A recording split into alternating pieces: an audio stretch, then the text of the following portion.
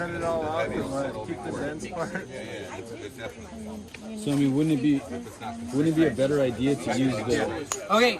Wouldn't it be a better idea? Ladies and to gentlemen, use, the do we have the scribe? Is the scribe up there? Right there.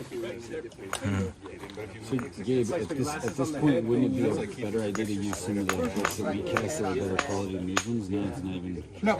At this point, I mean, we have these bricks to help us with the quantity of bricks that we need for the arches, and the fact that this is like lower quality Aircrete, I'm not so concerned. Like, it kind of sucks because it's harder to work with, but as far as like structural integrity, it's gonna be fine. Okay, well, but I'm not gonna use those.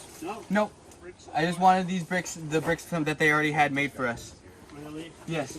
I know you guys think we can't do it, but we can. But thank you. I appreciate the thought. Okay, so we're repeating the same process, right? What we're gonna do is we're gonna give a little scratch this way. Let's see, it's gonna go straight up more or less. So something like that. And then we're gonna go across this edge here. Woo! Right to there.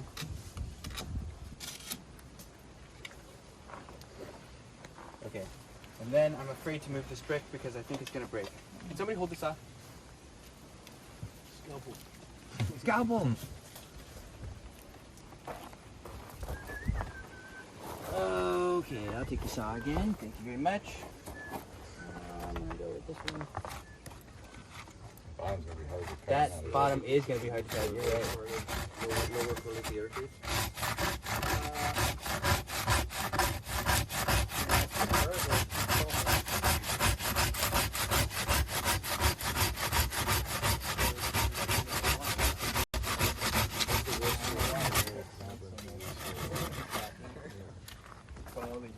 You guys should make a dumb guy ASMR. Oh, ASMR. Not as much. But you still don't want it cracking.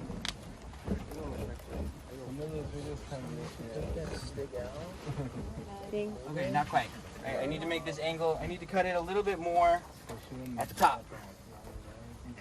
Like that much more.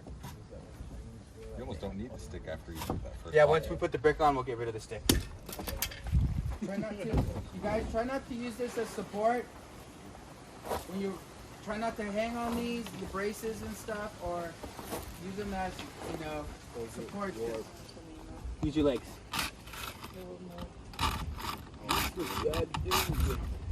And can like the waste be used for something? Yes. So the waste, I find that the best use for the waste is like if you're making furniture, like the bed inside of there. You can make a perimeter wall and then throw a bunch of waste into it, pour a tiny bit of Aircrete over the top, and then plaster over it. As far as like using it for remaking bricks, I generally don't like to do that because it makes for some wonky bricks that have peculiar hard spots and whatnot. Well, the chemical reaction is already occurred, so it wouldn't really work as well. Yeah, exactly.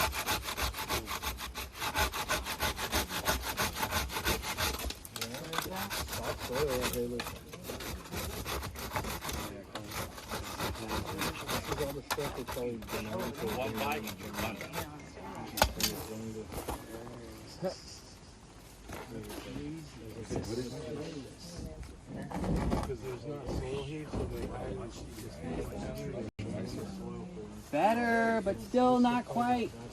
Uh-oh. It's kind of funny. At least you're not holding it over like the mortar or something. Yeah, like that's what we're seeing. Is there's like water over there. Like coming the concrete like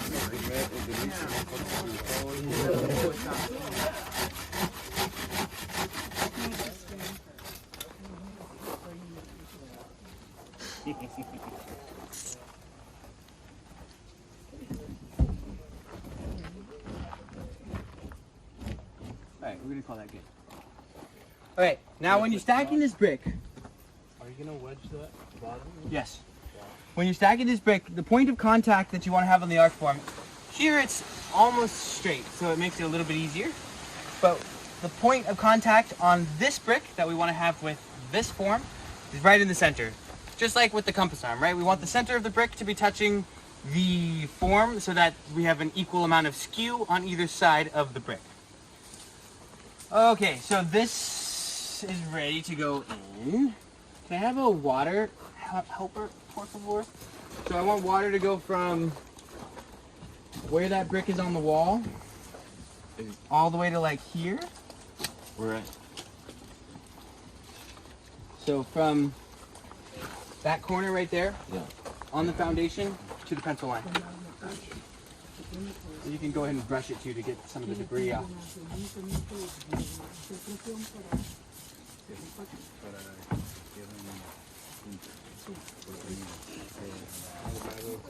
All right, and then go ahead and put some more water on there. Okay. Yeah, and then do it up to the face of the brick, like right where my foot is pointing at, on that brick, where my brick right now is going to tap. Yep, straight up. Cool. And then do the end of my brick here. And then do the bottom of my brick here. Water on everything. Yeah, use water liberally. Cool. Right into it. Yep. All right, now mud. We need mud in from that pencil line all the way to that brick. Mud, mortar.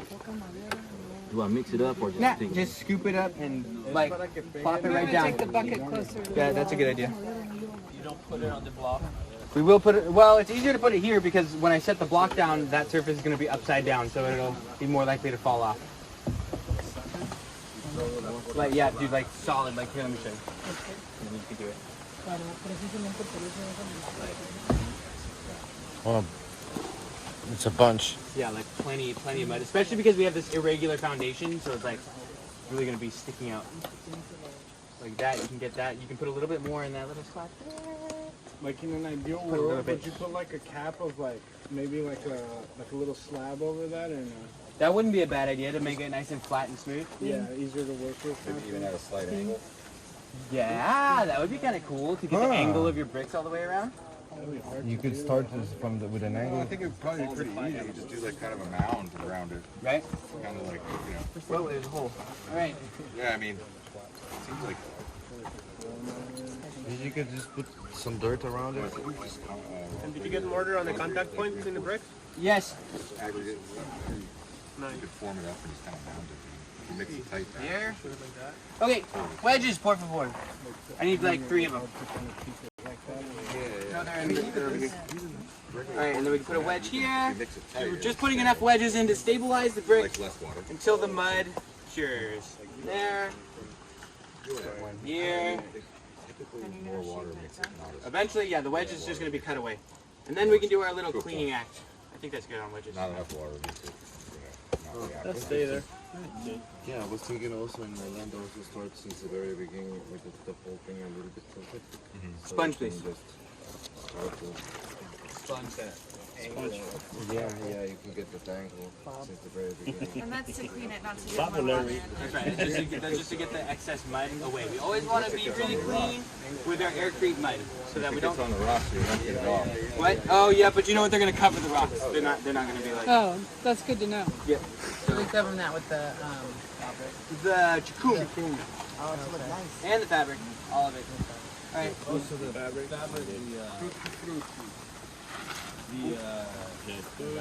What's the reason we made Aircrete mortar? Foundation, exactly. That's what's gonna tie the walls into the foundation is the fabric. Oh, I see. Yeah. What's that? How come you used foam when you made the mortar instead of just mortar? Because basically the building is only as strong as the weakest link, and so like the Aircrete bricks are much softer than the mud, and so even if we use like rock solid mortar, it would not make much of a difference in the integrity strength of the building. I see. The Aircrete mortar is a little easier to rasp than rock solid mortar, Good point. and And then you have the, Stretches you it. have the insulation value of it too. yeah, maintaining the insulation value. That's a good point. Okay, so now, wow, we did it. I wonder if this before Nice or job. just like Now, hang on a second. I want to say one more thing before we go. No, just want to say it all before we go to lunch. Everything. But so the first row of the arch goes against the outside of the wall of the dome. So now this brick is buttressing that brick right there. But the second row of the arch is going to go through it. So you're stitching that. Yeah, we're stitching. The first, up until the equator, first row goes against, second row goes in, third row goes against, and then everything after that, the arch goes underneath the wall of the dome, because everything after the equator, the arch is supporting the wall of the dome. The dome is going to be like coming down onto the arch. Okay. So the first 3 rows, we stack them at the same time, and then we could stack the entire arch without stacking the wall of the dome at all. Oh, because that. So do you leave a lip, or is it just going to be kind of like? Yeah, you can leave you just leave a little bit of a lip that can be trimmed later. Okay. Because like inside of there, you notice there's no lip, right? There's just like a nice line. Yeah. So you leave a little bit of a lip on the arch so that the dome can sit down on top of it. Okay.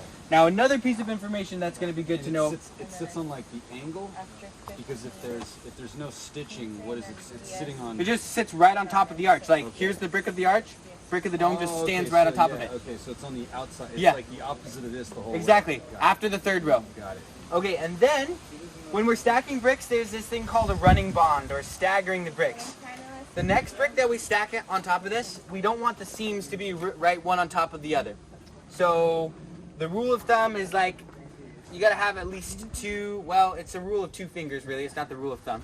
You gotta have at least 2 fingers between your seams, okay? You don't have to have a whole entire half brick, but no seams one directly on top of another.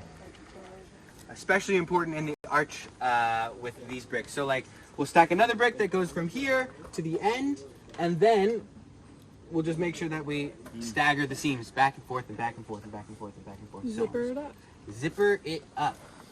Okay, so This change somehow if the shape of the house is an egg. this stacking process? Yep. Nope, it's pretty much the same thing. Just the Just the compass arm changes. But the angle itself also starts like this.